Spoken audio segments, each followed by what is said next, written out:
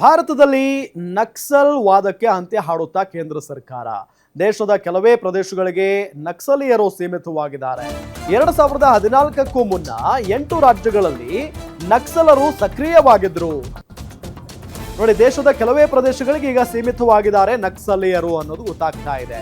ಇನ್ನು ಅಂಕಿಅಂಶ ಹೇಳೋದಾದ್ರೆ 2014ಕ್ಕೆ ಮುನ್ನ 8 ರಾಜ್ಯಗಳಲ್ಲಿ ನಕ್ಸಲೀಯರು ಇದ್ರಂತೆ, ಸಕ್ರಿಯರಾಗಿದ್ರಂತೆ. ಆದರೆ ಇದೀಗ 5 ರಾಜ್ಯಗಳ ಕೆಲವೇ ಪ್ರದೇಶಗಳಿಗೆ ನಕ್ಸಲವಾದ ಸೀಮಿತವಾಗಿದೆ.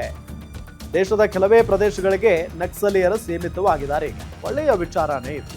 2014ಕ್ಕೂ ಮುನ್ನ 8 ರಾಜ್ಯಗಳಲ್ಲಿ ನಕ್ಸಲರು ಸಕ್ರಿಯವಾಗಿದ್ರು. ಇದೀಗ 5 ರಾಜ್ಯಗಳ ಕೆಲವೇ ಪ್ರದೇಶಗಳಿಗೆ ನಕ್ಸಲವಾದ ಸೀಮಿತವಾಗಿದೆ. ಭಾರತದಲ್ಲಿನ ನಕ್ಸಲ್ವಾದಕ್ಕೆ ಅಂತ್ಯ ಹಾಡುತ್ತಾ ಹಾಗಾದ್ರೆ ಕೇಂದ್ರ ಸರ್ಕಾರ ಸಂಪೂರ್ಣವಾಗಿ ನಕ್ಸಲರು ಇಲ್ಲದೆ ಇರುವ ಹಾಗೆ ಮಾಡಬಿಡುತ್ತಾ, ಹಾಗಾದ್ರೆ ಕೇಂದ್ರ ಸರ್ಕಾರ? ಈಗಾಗಲೇ ಮೊನ್ನೆ ನಾವು ಗಮನಿಸಿದ್ವಿ, ನಮ್ಮ ರಾಜ್ಯದಲ್ಲಿದ್ದಂಥ ಕೆಲವೊಂದಿಷ್ಟು ನಕ್ಸಲರು ಬಂದು ಶರಣಾದರು. ಬಿಹಾರ, ಆಂಧ್ರ, ತೆಲಂಗಾಣದಲ್ಲಿ ನಕ್ಸಲ್ವಾದ ಸಂಪೂರ್ಣವಾಗಿ ಖತಮ್ ಆಗಿದೆ. ಒಡಿಶಾ, ಛತ್ತೀಸ್ಗಢದಲ್ಲೂ ಸ್ವಲ್ಪ ಇದೆ ಅನ್ನೋದು ಗೊತ್ತಾಗ್ತಾ ಇರುವಂಥ ವಿಚಾರ. ನೋಡಿ, ಬಿಹಾರ, ಆಂಧ್ರ, ತೆಲಂಗಾಣದಲ್ಲಿ ನಕ್ಸಲ್ವಾದ ಸಂಪೂರ್ಣವಾಗಿ ಖತಮ್ ಆಗಿದೆ. ಒಡಿಶಾ, ಛತ್ತೀಸ್ಗಢ ರಾಜ್ಯಗಳಲ್ಲೂ ಸೀಮಿತ ಪ್ರದೇಶಗಳಲ್ಲೇ ನಕ್ಸಲರು ಆರ್ಭಟಿಸ್ತಾ ಇದ್ದಾರೆ ಅನ್ನೋದು ಗೊತ್ತಾಗ್ತಾ ಇದೆ. ಇನ್ನು ಮಧ್ಯಪ್ರದೇಶ, ಜಾರ್ಖಂಡ್ನಲ್ಲೂ ಕೂಡ ನಕ್ಸಲ್ ಚಟುವಟಿಕೆ ತೀರಾ ವಿರಳವಾಗಿದೆ. ಕರ್ನಾಟಕದಂತೂ ಹೇಳ ಹೆಸರಿಲ್ಲದಂತಾಗಿದೆ ಈಗ ನಕ್ಸಲ್ ಚಟುವಟಿಕೆ. ನಿನ್ನೆಯಷ್ಟೇ 30 ಜನ ನಕ್ಸಲರನ್ನ ಭದ್ರತಾ ಪಡೆಗಳು ಹೊಡೆದು ಹಾಕಿಬಿಟ್ಟಿದ್ದಾವೆ. 2026ಕ್ಕೆ ನಕ್ಸಲ್ ಮುಕ್ತ ಭಾರತದ ಘೋಷಣೆ ಸಾಕಾರವಾಗುತ್ತಾ ಹಾಗಾದ್ರೆ ಅನ್ನೋ ಪ್ರಶ್ನೆ ಮೂಡ್ತಾ ಇದೆ. ಇದೇ ವಿಚಾರಕ್ಕೆ ಸಂಬಂಧಪಟ್ಟಂತೆ ಸಂಪೂರ್ಣವಾದಂಥ ಡೀಟೇಲ್ಸ್ ಕೊಡ್ತಾರೆ ನಮ್ಮ ಡಿಜಿಟಲ್ ಹೆಡ್ ದಿಲೀಪ್. ನೇರ ಸಂಪರ್ಕದಲ್ಲಿ ಜಾಯ್ನ್ ಆಗಿದ್ದಾರೆ. Dileep, over to you. ಏನಂದ್ರೆ, ನೀವು ಒಂದು ಮ್ಯಾಪ್ನ ಇಲ್ಲಿ ಗಮನಿಸ್ಬೋದು. ಭಾರತದಲ್ಲಿ 2014ರಲ್ಲಿ ನಕ್ಸಲೀಯರ ಆರ್ಭಟ ಎಲ್ಲಿವರೆಗೂ ಇತ್ತು, 2025ರಲ್ಲಿ ಇವಾಗ ಯಾವ ಮಟ್ಟಕ್ಕೆ ಬಂದಿದೆ ಅಂತ ಹೇಳ್ಬಿಟ್ಟು ಕಳೆದ ಒಂದು 10 ವರ್ಷಗಳ ಅವಧಿಯಲ್ಲಿ ನಕ್ಸಲೀಯರ ಒಂದು ಪ್ರಮಾಣ, ನಕ್ಸಲೀಯರ ಒಂದು ಅವಳಿ ಯಾವ ರೀತಿ ಕೇಂದ್ರ ಸರ್ಕಾರ ಮತ್ತು ರಾಜ್ಯ ಸರ್ಕಾರಗಳ ಒಂದು ಜಂಟಿ ಕಾರ್ಯಾಚರಣೆಯಲ್ಲಿ ಯಾವ ರೀತಿ ಕಡಿಮೆಯಾಗಿದೆ ಅನ್ನೋದರ ಒಂದು ಸಮಗ್ರ ಮಾಹಿತಿಯನ್ನು ನೀವು ನೋಡ್ಬೋದು. ಇಲ್ಲಿ ಮೊದಲಿಗೆ 2014ರಲ್ಲಿ ಮತ್ತು 2015ರ ಸುಮಾರಿನಲ್ಲಿ ನೀವು ಮ್ಯಾಪ್ನ ಗಮನಿಸ್ಬೋದು.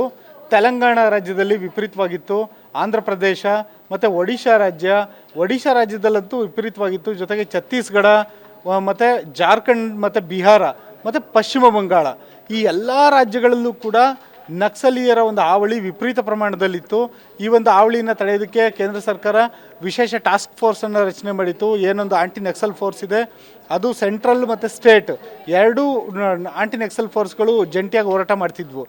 ಈಗ ಅಂದರೆ 2025ರಲ್ಲಿ ಎಷ್ಟರ ಮಟ್ಟಿಗೆ ಕಡಿಮೆ ಆಗಿದೆ ಅಂತ ನೀವು ಇಲ್ಲಿ ನೋಡ್ಬೋದು. ಒಂದು ಮಧ್ಯಪ್ರದೇಶ ಗಡಿಯಲ್ಲಿ ಬರುವಂಥ ಅರಣ್ಯ ಮತ್ತು ಒಂದು ಪರ್ವತಗಳಿರುವಂಥ ಪ್ರದೇಶ, ಹಾಗಾಗಿ ಇಲ್ಲೊಂದು ಸ್ವಲ್ಪ ಇದೆ. ಜೊತೆಗೆ ಜಾರ್ಖಂಡ್ ಮತ್ತು ಒಡಿಶಾ ಗಡಿಯಲ್ಲಿ ಇಲ್ಲೂ ಕೂಡ ಅರಣ್ಯ ಪ್ರದೇಶ ಇದೆ. ಮತ್ತು ಒಡಿಶಾದ ಕೇಂದ್ರ ಭಾಗದಲ್ಲಿ ಇಲ್ಲೂ ಕೂಡ ಅರಣ್ಯ ಪ್ರದೇಶಗಳಿದ್ದಾವೆ. ಇನ್ನು ಛತ್ತೀಸ್ಗಢ ಮತ್ತು ಮಹಾರಾಷ್ಟ್ರ ಗಡಿಯಲ್ಲಿ ಮತ್ತು ಛತ್ತೀಸ್ಗಢ ತೆಲಂಗಾಣ ಗಡಿಯಲ್ಲಿ ಇಲ್ಲೂ ಕೂಡ ನಕ್ಸಲೀಯರ ಒಂದು ಪ್ರಭಾವ ಜಾಸ್ತಿ ಇದೆ. ದಾಂತೆವಾಡ, ನಾರಾಯಣಪುರ ಮತ್ತು ಏನೊಂದು ಕೆಲವೇ ಒಂದು ಜಿಲ್ಲೆಗಳಿಗೆ ನಕ್ಸಲ್ವಾದ ಈಗ ಸಂಪೂರ್ಣ ಸೀಮಿತ ಆಗಿದೆ. ಈ ಒಂದು ನಕ್ಸಲ್ವಾದ ಈಗ ಇಷ್ಟರ ಮಟ್ಟಿಗೆ ಕಡಿಮೆ ಆಗಿದ್ರೂ ಕೂಡ ಕೇಂದ್ರ ಸರ್ಕಾರಕ್ಕೆ ಇದು ತೃಪ್ತಿ ಇಲ್ಲ. ಯಾಕೆಂದರೆ ಕೇಂದ್ರ ಸರ್ಕಾರ ಹೇಳ್ತಿರೋದು 2025 ಏನು ನೋಡ್ತಾ ಇದ್ದೀವಿ, 2026ರ ಹೊತ್ತಿಗೆ ದೇಶದಲ್ಲಿ ನಕ್ಸಲೀಯರ ಪ್ರಮಾಣ ಸಂಪೂರ್ಣವಾಗಿ ಅಂತ್ಯ ಆಗಬೇಕು ಅನ್ನೋದು ಕೇಂದ್ರ ಸರ್ಕಾರದ ವಾದ. ಕೇಂದ್ರ ಸರ್ಕಾರ ಏನೊಂದು ಈ ಒಂದು ಟಾರ್ಗೆಟ್ನ ಹಾಕ್ಕೊಂಡಿದೆ 2026ಕ್ಕೆ, ಇದಕ್ಕೋಸ್ಕರ ಹಲವು ರೀತಿಯಾದಂಥ ಒಂದು ಕಾರ್ಯಯೋಜನೆಗಳನ್ನ ಹಾಕ್ಕೊಂಡಿದೆ. ಮೊದಲಿಗೆ ಕೇಂದ್ರ ಸರ್ಕಾರದ ಒಂದು ಪ್ಲಾನ್ ಏನು ಅಂದರೆ, ಯೋಧರಿಗೆ ಅತ್ಯಾಧುನಿಕವಾದ ಶಸ್ತ್ರಾಸ್ತ್ರಗಳನ್ನು ನೀಡೋದು, ಎಲ್ಲ ರೀತಿಯಾದಂಥ ರಾತ್ರಿ ಮತ್ತು ಹಗಲು ಹೊತ್ತಿನ ಎಲ್ಲ ರೀತಿಯ ಕಾರ್ಯಾಚರಣೆಗಳಿಗೆ, ಎಲ್ಲ ರೀತಿಯ ಟರೈನ್ಗಳಿಗೆ, ಅಂದರೆ ಅರಣ್ಯ ಇರ್ಬೋದು ಮತ್ತು ಪರ್ವತ ಪ್ರದೇಶಗಳಿರ್ಬೋದು, ಜೊತೆಯಲ್ಲೇ ಗುಡ್ಡಗಾಡು, ಜೊತೆಯಲ್ಲೇ ನದಿ ಹರಿಯುವಂಥ ಪ್ರದೇಶ, ಎಲ್ಲ ಪ್ರದೇಶದಲ್ಲೂ ಕೂಡ ಸುಲಭವಾಗಿ ಸೇನೆ ಸಂಚರಿಸುವಂತೆ ಮಾಡೋದು, ವಾಹನಗಳಿರ್ಬೋದು, ಶಸ್ತ್ರಾಸ್ತ್ರಗಳಿರ್ಬೋದು ಮತ್ತು ಥರ್ಮಲ್ ಇಮೇಜಿಂಗ್ ಇರ್ಬೋದು, ಎಲ್ಲ ಒಂದು ಶಸ್ತ್ರಾಸ್ತ್ರಗಳನ್ನ ಕೊಡ್ತಿದೆ. ಅದ್ರ ಜೊತೆಯಲ್ಲೇ ಈ ಒಂದು ನಕ್ಸಲ್ ಪೀಡಿತ ಪ್ರದೇಶಗಳೇನಿದೆ ಅಲ್ಲಿನ ಗ್ರಾಮಗಳ ಜನತೆಗೆ ಕೂಡ ಅರಿವು ಮೂಡಿಸ್ತಾ ಇದೆ, ಅವರನ್ನು ವಿಶ್ವಾಸಕ್ಕೆ ತಗೊಳ್ಳೋ ಕೆಲಸವನ್ನು ಮಾಡ್ತಾ ಇದೆ.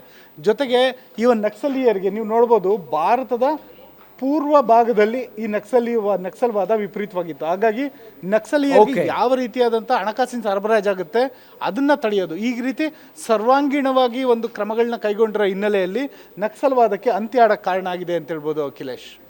ಓಕೆ ದಿಲೀಪ್, ಥ್ಯಾಂಕ್ ಯು ತಮ್ಮೆಲ್ಲ ಮಾಹಿತಿಗಾಗಿ.